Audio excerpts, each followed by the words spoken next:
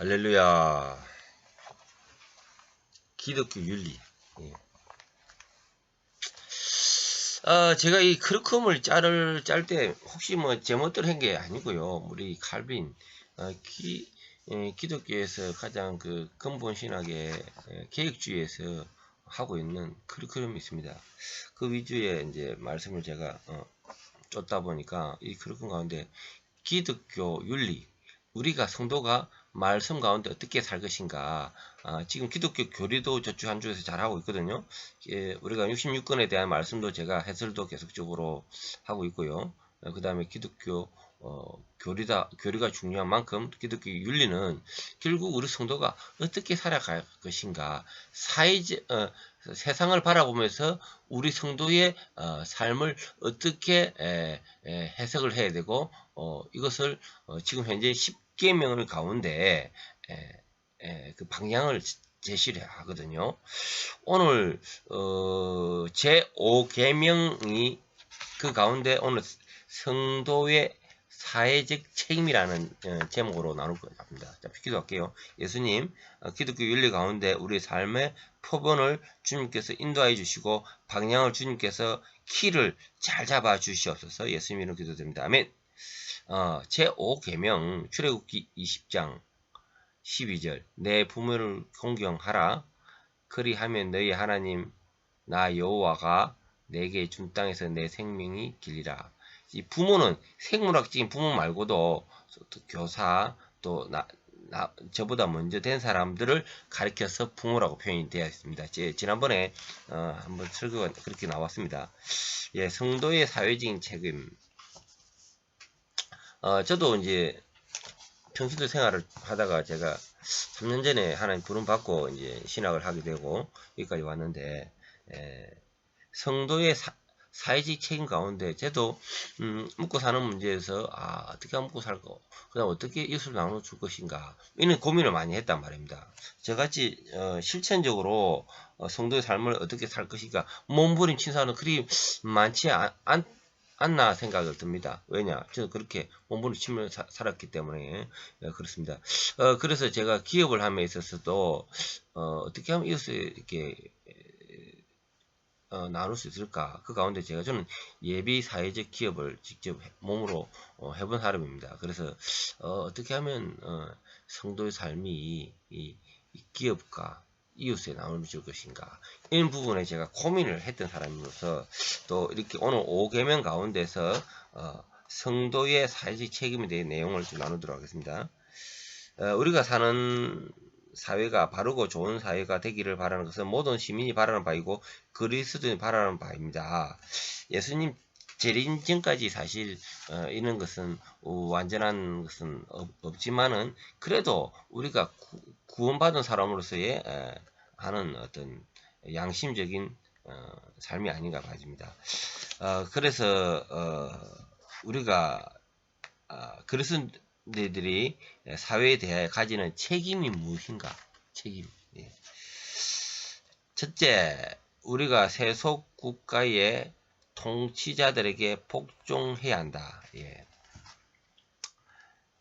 로마서 13장 1에서 5절까지 각 사람은 위에 있는 권세들을 보고 굴복하라. 권세는 하나님께로 나지 않음이 없나니 모든 권세는 다 하나님이 정하신 바라. 그러므로 권세를 거스르는 자는 하나님의 명을 거스리는 자들은 심판을 자취하리라. 예. 자, 원칙은 세속 통치자들한테 복종해야 됩니다. 그러나 예외 조항이 뒤에 또 나옵니다. 예.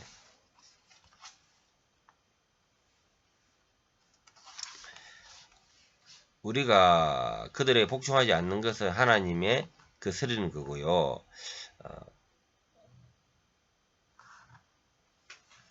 그러나 그들이 말씀에 어긋나는 법령을 공포할 때 우리는 그보다 더 높은 하늘에 계신 하나님의 명령을 순종해야 하므로 그들의 법령에 복종할 수 없고 그것을 저항할 수밖에 없다. 예. 저희 정체성을 드러내겠습니다.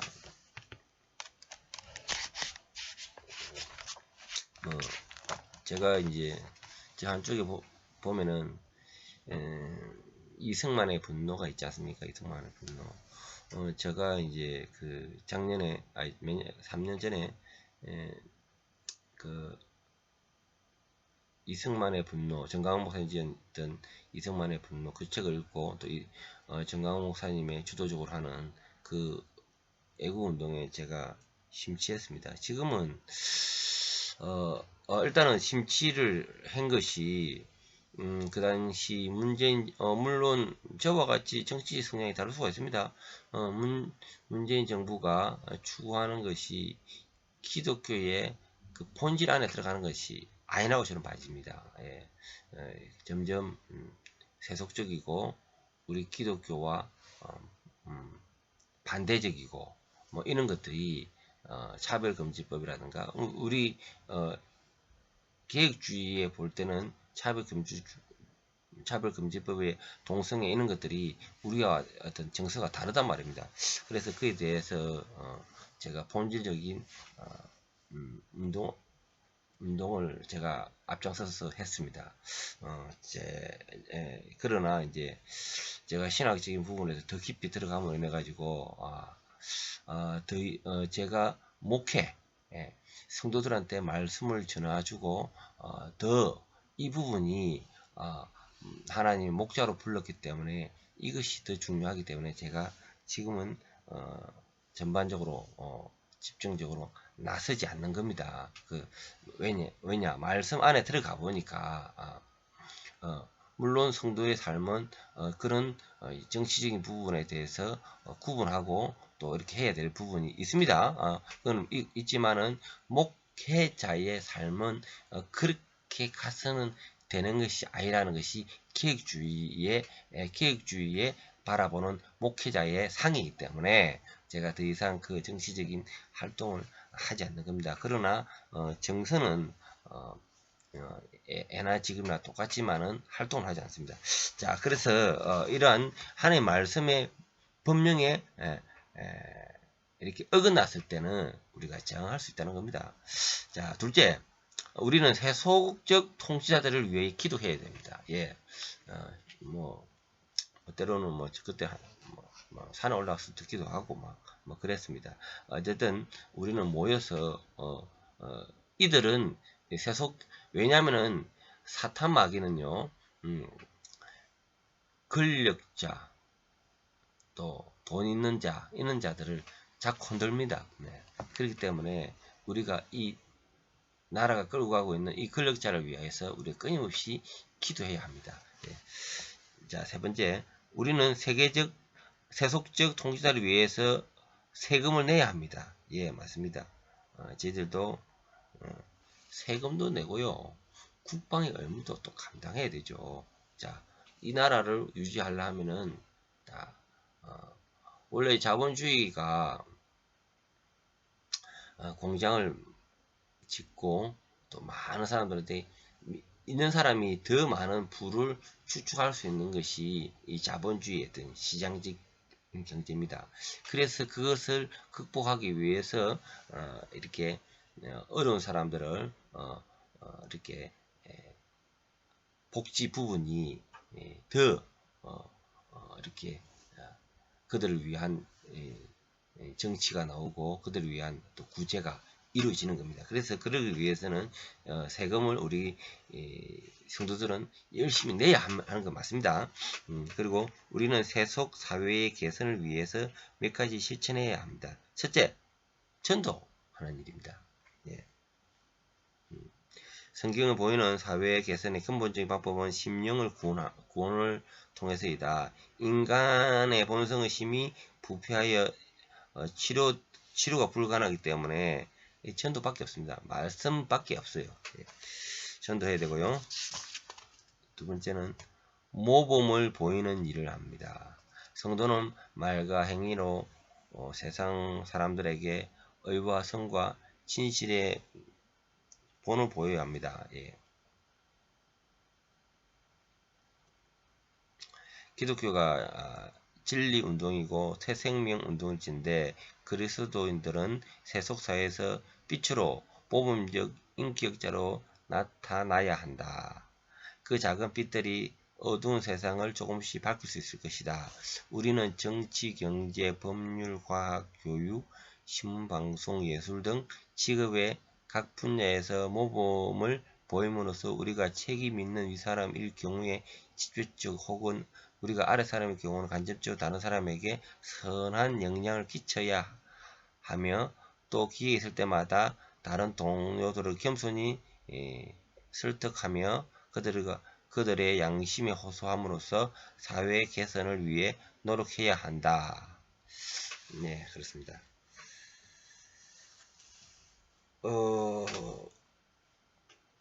제가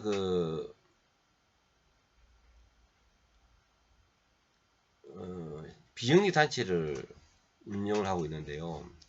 앞번에 제가 이 비영리 단체를 직접 설립자입니다. 설립자고, 그리고 이제 제가 대표였는데, 제가 목회에 더 집중해야 되겠다 싶어서 이것을 다 버스 던졌습니다. 그리고 실질적으로 관여를 안 하려고 했는데 끝까지 그들이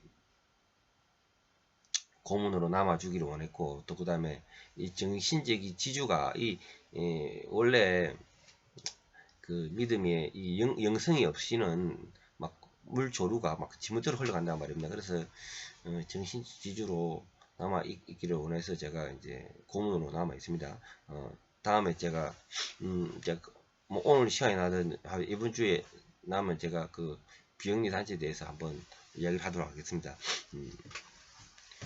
셋째, 사회적 개선을 위한 합법적 일들에 참여하는 것이다. 예. 우리는 우리 사회의 법이 허용하는 범위 안에서 세상의 악을 제거하고 사회를 개선하려고 노력해야 합니다. 이러한 것은 성도 개인이 하는 것을 의미하며 교회가 하는 것을 의미하지 않습니다. 예. 원래 성도들은 빛과 소금이 되어야 됩니다. 교회가 직접적으로 교회는 원래 전도와 복음 사역이 주 핵심입니다. 예. 주 핵심이기 때문에 그러나 구성원들은 충분히 할 수 있는 겁니다. 교회와 국가는 그 구성원이 서로 중첩되지만은 그 성격과 존재 목적과 기능이 엄격히 다르다. 예. 다릅니다. 예. 요한복음 18장 36절 내 나라는 이 세상에 속한 것이 아니라 교회는 예수 그리스도를 주와 구주를 믿는 자들의 모임이며 예배와 영적 성장과 전도의 임무를 가진다. 그러므로 국가가 교회 간섭 활동에 간섭해서는 안 되듯이 국가가 옛날에는요 옛날이라 하면은 개혁주의 교회가 나오기 직전에 카톨릭이 있는 그 시점입니다. 그때는 이게 국가와 교회 간섭이 있었습니다. 그런데 이제 더 이상 간섭하지 말도록 하는 것이 개혁주의자들이 나오게 되었고 국가가 교회에 간섭하지 않듯이 교회도 국가의 활동에 간섭하여서는 안 된다고 본다. 이게 이제 개혁주의에서 그렇습니다. 그런데 교회가 직접을 관여하지는 못해도 교회 성도는 관여할 수 있는 거죠. 예. 교회가 단체로서의 세속적인 정치에 관여하는 것은 성경이 가르치지 않는 바일 뿐 아니라 주께서 성경에 가르치시는 교회에서 본분에서 이탈하는 행위로 본다. 지금 이 부분에 대해서 사실 논란이 있는데 제가 그 칼럼 적은 게 있습니다. 정교 일치다. 정교 일치의 개념 자체가 성도로서의 삶이 우리가 투표도 할 수 있고요. 정치에 나아갈 수 있습니다. 다만 우리 목회자가 실질적으로 그런까지 다 한다는 것은 우리가 양을 누가 치겠습니까? 목자가 양을 치는 거 아닙니까? 그럼 목사 타이틀 내려놓고 정치 활동을 하면 되는 겁니다. 그런데 우리 개혁주의에서는 더 말씀을 성도들한테 미기는 또 예배에 집중하는 이것이 우리 기획주의 목회자들의 방향임을 제가 뒤에 깨닫고 이제 그런 뭐 정치적 활동을 중단하게 된 거죠. 예. 교회가 단체로 세속 정치에 관여하는 것은 옳지 않지만은, 단체로 하는 옳지 않지만 그리스도인 개인이 세속 정치에 참여하는 것은 오히려 바람직한 일이다. 국민의 한 사람으로서 소명감을 가진 정치인도 있고요. 예. 그리고 국회의원, 공무원, 법조인들로서 그리스도인은 국가나 세계의 정의와 평화를 정진시키는 일에 정당하게 활동할 수 있다는 겁니다. 그래서 정교일치라는 거예요. 정교일치. 예. 여기서 단지 물질적인 여유나 육신적인 행복이나 출세 등의 근시한 목표를 넘어서 고상한 원대한 꿈과 비전을 품는 그리스도인들의 인재들이 요청이 된다. 예. 우리가 타락한 문화로 그 명예와 물질을 쫓는 그러한 그 정교 일치를 이야기하는 게 아니고요. 고상한 주님의 이타주의 정신을 가지고 그러한 정치적인 그리고 이웃을 위한 그런 선량한 선한 역사를 일으키는 그러한 정치인이 나오기를 우리는 기도하는 거죠. 물론 사회 개선을 위해서 혁명이나 과도한 폭력적 방법으로 이루어서는 안 될 것이다. 혁명이나 폭력 방법으로 악하며 사회적 발전에 보장해 못하고 오히려 혼란만 초래한다. 그래서 이렇게 서명운동이나 서명서 발표, 합법적인 시위 선거에 참여에 필요한 것이죠. 사회 개선은 매우 점진적으로 이루어지는 것입니다. 인내와 여유를 가져야 되는 겁니다. 초바시면 안 돼요. 구원받은 성도들은 모임 속에서 불완전이 있다면 세속적인 사회 속에서 온전함을 기대할 수 없을 것이다. 실상 하나님을 모시는 자들에게 참되고 온전한 도덕성을 기대하기 어렵다. 제가 그 이승만의 분노를 보면요. 이승만은요. 그 당시에 무장을 통하여 무력을 통하여 일본에서 나라를 대차를 거 아니었습니다. 한마디로 선한 방법으로 외교죠. 외교라는 전 세계적으로 민족주의가 이루어지던 그런 시대적인 현상이었습니다. 그 가운데 외교로 전쟁 없이 비폭력으로 이렇게 나라를 이끌어 가기를 그것이 민주적이고 또 기독교적인 모습입니다. 그래서 우리 성도들도 이렇게 이승만의 정신이 그겁니다. 그래서 이로 인해서 우리가 암만 옳다고 주장하여도 그것이 기독교적인 방법이 아닌 폭력이나 그 다음에 비인기적 방법이 아닌 방법으로 나아가서 하나님의 나라를 확장하는 그러한 성도가 사회적 책임을 감당하지 않겠나라는 것이 오늘 말씀에 마무리되겠습니다. 기도하고 마치겠습니다. 예수님 감사합니다. 오늘 우리가 5계명에 따라서 성도의 사회적 책임이 무엇인가, 어떻게 성도로 살아가야 될 것인가, 그리고 정교 일치 개념이 무엇인가에 대해서 말씀을 나누었습니다. 주님 감사하며 예수님 이름으로 기도합니다. 아멘.